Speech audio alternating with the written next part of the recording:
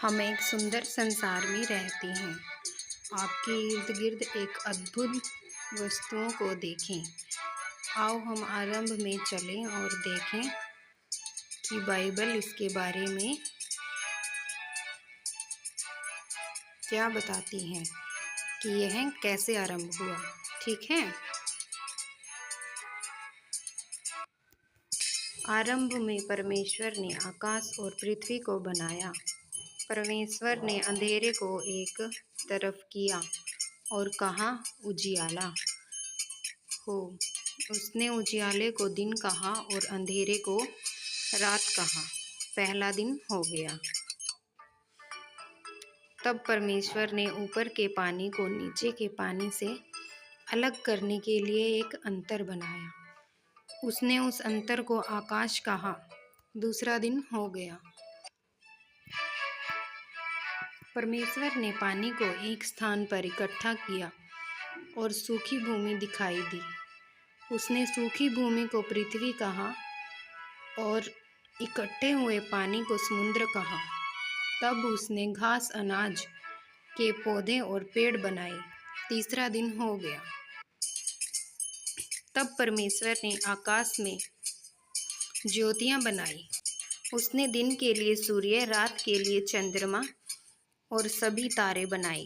चौथा दिन हो गया।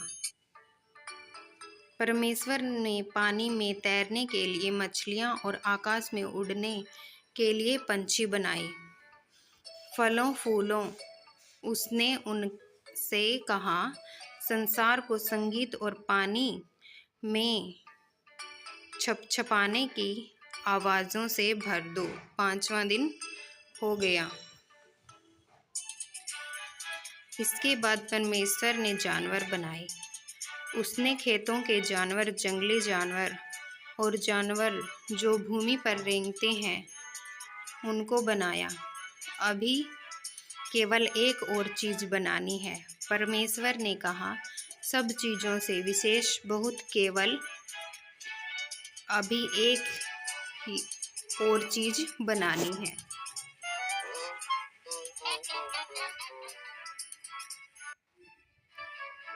इस तरह परमेश्वर ने आदमी और औरत को उसके स्वरूप में बनाया।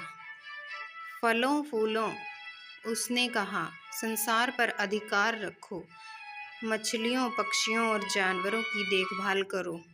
पांचवा दिन हो गया। तब परमेश्वर ने सब कुछ जो बनाया था उसे देखा, यह बहुत अच्छा है। उसने कहा, इस तरह सातवां दिन उसने विश्राम किया और उस दिन को विशेष बनाया। सातवां दिन हो गया। परमेश्वर ने उसकी सृष्टि से प्रसन्न था। उसने सातवें दिन विश्राम किया। सही है या गलत है? ये है बच्चों सही। पहले आदमी और औरत, आदम और हवा एक समुंदर बाग में रहते थे जो परमेश्वर ने उनके लिए बनाया था। पर शैतान एक धूर्त सांप की तरह आया और आदम को हवा की परीक्षा ली। क्या परमेश्वर ने तुमको सही में कहा, इन पेड़ों के फलों को मत खाओ? सांप ने हवा से पूछा।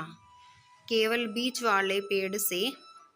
हवा ने जवाब दिया, अगर हम इससे फल खाएं तो हम मर जाएंगे।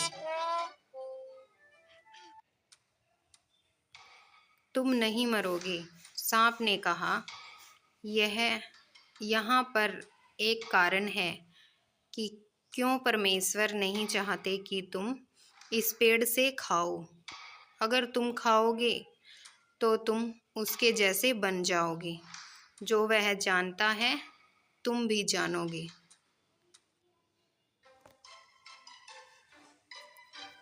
हवा ने फल खा लिया। उसने कुछ आदम को भी दिया जो उसके साथ था। उसने भी इसे खाया और एकदम से उन्होंने वह जाना जो उन्होंने पहले कभी नहीं जाना था। एक बात जो वह जानते थे कि वह नंगे थे। उन्होंने अपने आप को ढकने के लिए पत्तों को जोड़ जोड़ कर सील लिया। उन्होंने पहले कभी भी डर और शर्म को महसूस नहीं किया था, इसलिए वह जानते थे कि कुछ गलत हुआ है।